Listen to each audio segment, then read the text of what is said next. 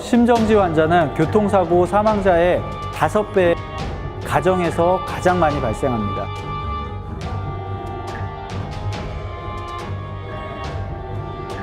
구급대원이 현장에 도착하기까지는 평균적으로 6분이 소요됩니다. 그 사이에 4분이 지나면 심정지 환자의 뇌가 사망하기 때문에 심폐소생술을 배운다는 건 내 가족을 살리는 길입니다.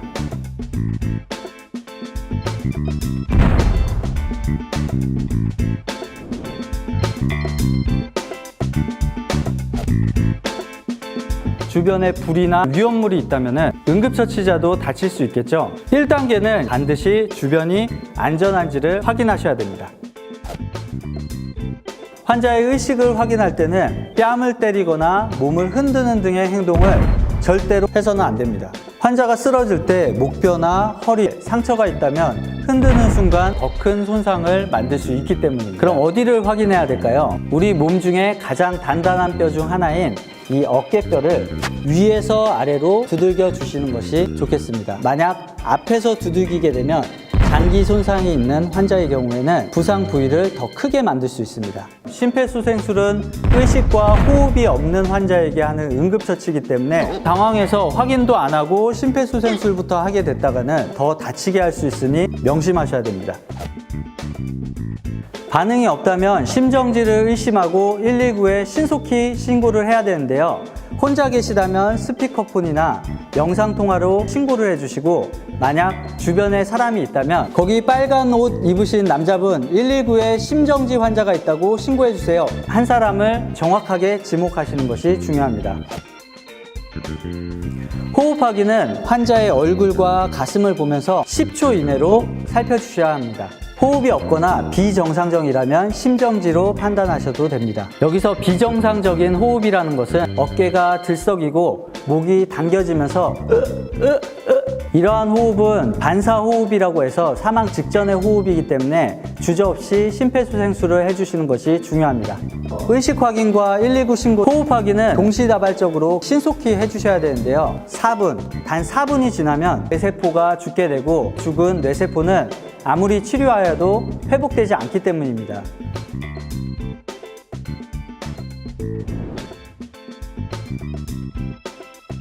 환자의 상의가 가슴 압박을 할 때 방해된다면 상의를 벗겨주시거나 가슴 압박 위치라도 노출시킨 다음 실시하시면 됩니다. 가슴 압박은 3단계로 나눠서 설명해 드리겠습니다.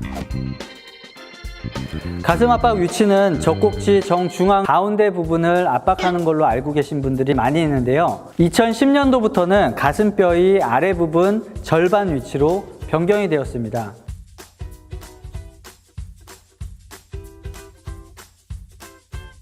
젖꼭지 부분이 사람마다 다 다르기 때문인데요. 만약 위치를 찾기가 어려우시다면 명치에서 2마디 정도 위쪽으로 올라온 곳을 잡으시면 됩니다. 정확한 압박 위치는 심장을 제대로 압박하고 주변의 뼈들의 골절을 최소화하기 때문에 중요합니다. 손은 오른손이든 왼손이든 편한 부분에 손꿈치 부분을 압박점에 댄 다음 다른 손으로 깍지를 껴고 손가락이 갈비뼈에 닿지 않도록 당겨서 눌러주시면 됩니다. 손을 전부 다 사용해서 누르는 것이 아닌 손꿈치로 꼭 압박해주세요. 누르는 방법은 환자의 가슴 압박점을 중심으로 어깨 넓이로 다리를 벌리고 누르는 팔과 환자의 몸이 수직이 되도록 만들어 주신 다음 분당 100에서 120회 속도로 30회를 5cm 정도가 압박이 되게 눌러주시면 됩니다. 확실히 와닿지가 않을 텐데요. 자, 저를 따라서 숫자를 세보겠습니다. 하나, 둘, 셋, 넷, 다섯, 여섯, 이 정도 속도입니다. 그리고 깊이는 베개나 인형을 바닥에 두고 가슴 압박을 하면서 몸으로 기억할 수 있도록 해주시는 것이 중요합니다. 가슴 압박은 누를 때도 중요하지만 뗄 때도 누르기 전 상태까지 올라오는 것이 매우 중요한데요. 대부분의 사람들이 힘으로 누르는 것을 본 적이 많은데요. 소방대가 도착하기 전에 힘이 다 빠져서 제대로 된 압박을 못하는 경우가 많습니다. 압박을 하실 때는 손을 쫙 펴신 다음에 반드시 굽어지는 부분이 이렇게 정면에 바라보게 비틀어서 눌러주시는 것이 중요합니다. 그냥 옆으로 하다 보면은 자기도 모르게 손이 굽어지면서 제대로 누르지 못하는 경우가 생깁니다. 가슴 압박을 하시다 보면 다리에 힘이 들어가서 점점 앉게 돼서 직각이 아니라 몸 쪽으로 이렇게 기울게 되는, 반드시 엉덩이를 번쩍 들어서 몸이 직각이 되게, 환자와 직각이 되게 압박을 해주셔야 됩니다.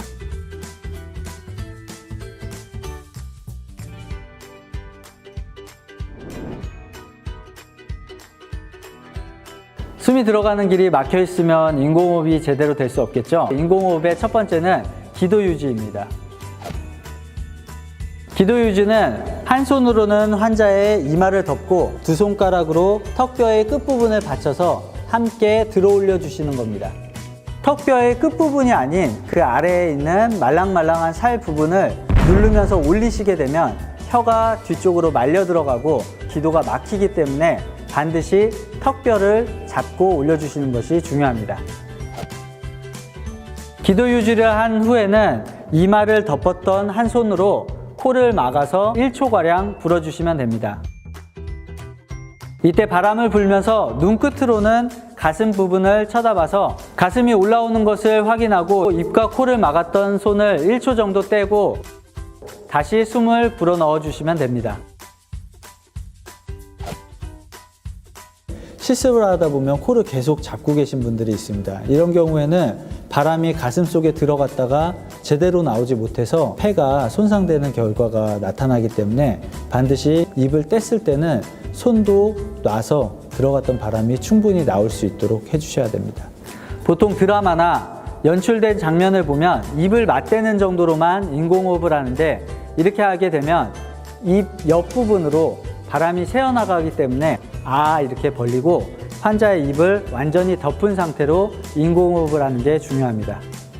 만약 인공호흡이 되지 않는다면 기도를 다시 한 번만 확보해보고, 그래도 안 된다면 인공호흡이 제대로 이루어지지 않았더라도 10초 안에 가슴 압박으로 넘어가셔야 됩니다.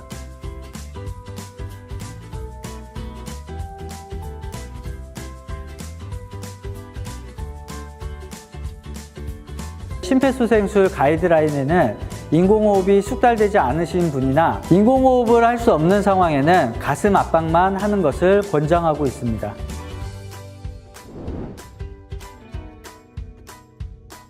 심폐소생술을 하다가 만약 환자가 신음소리를 내거나 호흡을 되찾았다면 환자를 회복 자세로 돌려주시는 것이 중요한데요. 회복 자세는 환자의 한쪽 팔은 얼굴 옆으로 올려주시고 다른 쪽 팔은 가슴 위에 올려주신 다음 올린 팔과 같은 방향의 다리를 꼬아서 환자를 옆으로 눕혀주시는 겁니다. 환자가 회복을 유지했다고 하더라도 음식물 취식은 최소 30분 이내에는 물도 절대로 주셔서는 안 됩니다.